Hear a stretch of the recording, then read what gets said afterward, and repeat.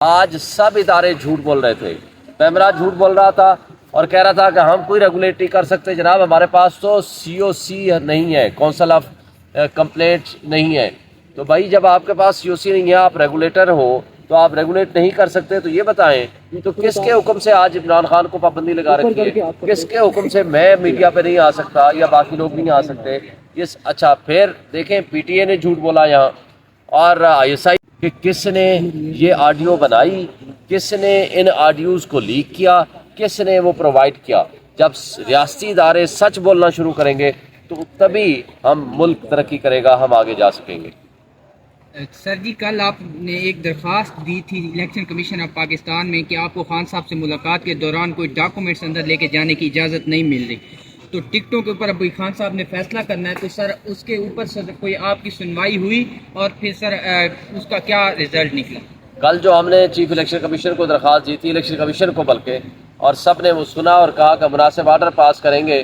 اور ٹکٹوں کی تقسیم کے حوالے سے کیونکہ خان صاحب سے مشاورت ضروری ہے، لیکن ابھی تک ہمیں کوئی آرڈر نہیں ملا. آج ہم جا کر کے پتہ کریں گے. ہم امید رکھتے ہیں کہ الیکشن کمیشن انڈر آرٹیکل 218 اور 220 کے تحت مناسب حکم دیں گے. اور صرف یہی نہیں کہا، ہم نے اس میں یہ بھی مانگا ہے کہ آپ اس میں فری اینڈ فیئر الیکشن کے لیے نیسیسری ارینجمنٹس کریں، تاکہ جو ادارے اس وقت اغوا برائے بیان کا سلسلہ کر رہے ہیں، گھروں پہ ریڈ کر رہے ہیں، جو ظلم و تشدد کر رہے ہیں، جس طرح عثمان ڈار کی والدہ اس کے بچے کے ساتھ زیادتی کی ہے اور اس طرح ان کے گھروں کو توڑا ہے، تو یہ سارے چیزیں بند کریں اور تمام کنسرن کو یہ حکم جاری کریں کہ وہ فری اینڈ فیئر الیکشن کا ماحول دیں اور سب کو موقع دیں. تمام ادارے اور گورنمنٹس جو ہیں وہ اعتبار تصور کریں پی ٹی آئی کو یا دیگر پولیٹیکل پارٹیز کو.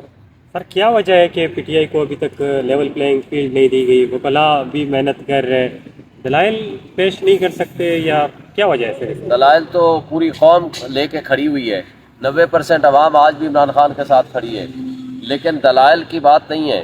مسئلہ یہ ہے کہ ہواؤں کا رخ ابھی ہمارے خلاف ہے. ہواؤں کا رخ تبدیل کرنے کے لیے اس کے لیے مافیا کا حصہ ہونا ضروری ہے. اس کے لیے سپر لاڈلے کو تیار کیا گیا ہے. ہواؤں کے رخ کو تبدیل کرنے کے لیے تقاضے شاید کچھ مختلف ہیں. ہم یہ سمجھتے ہیں کہ یہ ریاست ہماری ریاست ہے. اس ملک میں رہنے والے 25 کروڑ عوام کا یہ حق حاصل ہے کہ وہ اپنے منتخب نمائندے اپنی آزاد چوائس سے وہ منتخب کریں. تمام پولیٹیکل پارٹیز کو ایکول اپرچونٹی ہونی چاہیے، وہ تاکہ ان کو یہ ایک حق مل سکے جو کہ ایک جمہوریت کا حق ہے، آئین کا اور قانون کا حق ہے. شعیب شاہین صاحب، یہ ابھی سپریم کورٹ بار اور پاکستان بار کی جانب سے جب انتخابی شیڈول بھی آ چکا ہے اور الیکشن کی ڈیٹ بھی آ چکی ہے، کاغذات نامزدگی بھی جمع ہو رہی ہیں، تو اب وہ الیکشن کمیشن سے مطالبہ کر رہے ہیں مستعفی ہونے کا.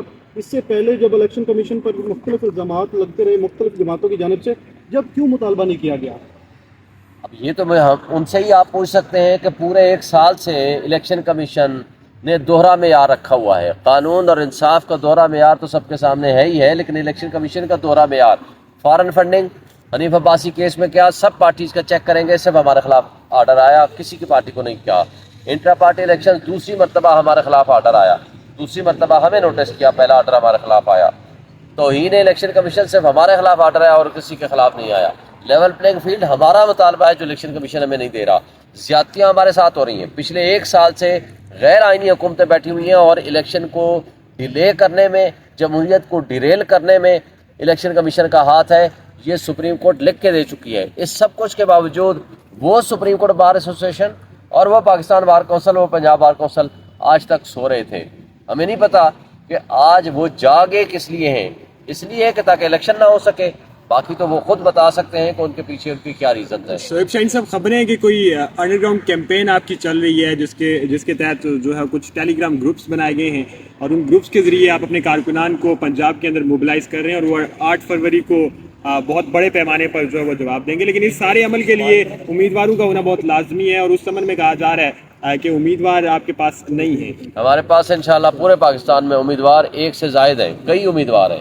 ہم انشاءاللہ امیدوار بھی دیں گے اور الیکشن بھی لڑیں گے اور سرپرائز دیں گے. سر جب 1 سے زائد امیدوار ہوں گے تو ورکر کنفیوز نہیں ہوں گے؟ تھا آرمی ٹرائل جو چل رہا تھا، یہ بات سیونز کا میڈیا لائک ٹرائل ہو رہا تھا فوجی عدالتوں میں، شارٹ سوال کرو تو میں جواب بھی کیا کہیں گے آپ اس پر کہ ابھی کوئی فردر اس میں کوئی پیش رفت ہوئی ہے؟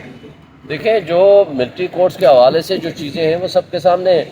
وہ غیر آئینی ڈکلیئر ہو چکی ہیں. ملٹری کورٹس غیر آئینی، وہ لا ڈکلیئر ہو چکا ہے، اور اس کے اوپر جو سپریم کورٹ کے ایک لارجر بینچ نے اس میں اسٹے دیا ہے. ہم سمجھتے ہیں کہ وہ ایک لارجر بینچ مکمل کمپلیٹ ججز کو بیٹھنا چاہیے، سینئر موسٹ ججز پہ مشتمل ہونا چاہیے، اور اس پہ سنجیدگی کے ساتھ اور قانون اور قاعدے کے مطابق اپیل کو سننا چاہیے. لیکن اس دوران اسٹے نہیں دینا چاہیے تھا، کہ ہمیں افسوس ہوا اس بات کا. ہم انشاءاللہ امید رکھتے ہیں کہ سویلینز کا ملٹری ٹرائل نہیں ہوگا. حسین صاحب یہ بتائیے گا کہ عوام کا رخ اپنی طرف موڑنے کے لیے بات چیت چل رہی ہے پی ٹی آئی کی کسی سے؟ ہماری کوئی بات کسی سے نہیں چل رہی. ہم لیکن مطالبہ کرتے ہیں تمام اسٹیک ہولڈر سے. ہم یہ کہتے ہیں کہ یہ ہواؤں کا رخ تبدیل کرنے کا اختیار صرف عوام کا ہونا چاہیے. عوام جس کو لانا چاہے، عوام جس کو لاڈلا بنانا چاہے، اس کو یہ حق ہونا چاہیے. یہ ڈرائنگ روم پالیٹکس کو اور سیاسی اشرافیات جو اپنے مفادات کے تحت فیصلے کرتا ہے ان کو عوام ریجیکٹ کر چکی ہے. آپ سمجھتے ہیں کوئی ایک ایسا الیکشن ہوا ہو پاکستان کی تاریخ میں جس میں عوام کی جو نمائندہ جماعت ہے اس نے حکومت کی ہو؟ ایک ہے حکومت کرنا، ایک ہے انہوں نے ووٹ دینا. آپ نے دیکھا ہے 1970 کے الیکشنز میں، 1970 کے الیکشن میں شیخ مجیب الرحمان کی پارٹی کو ہرانے کی کوشش کی گئی تھی، اور اس کے لیے شیخ یحییٰ خان نے پیسے بھی تقسیم کیے تھے. لیکن اس کے باوجود 162 سیٹوں میں سے 160 سیٹیں شیخ مجیب الرحمان کی پارٹی جیت کی، پھر اس کو اقتدار نہیں حاصل کرنے دیا گیا. تو پھر کیا ہوا آپ کے ملک کا؟ اللہ نہ کرے کہ ایسی کوئی سچویشن ہو، لیکن عوام کے فیصلے عوام کو کرنے چاہیے. شیر افضل تھینک یو.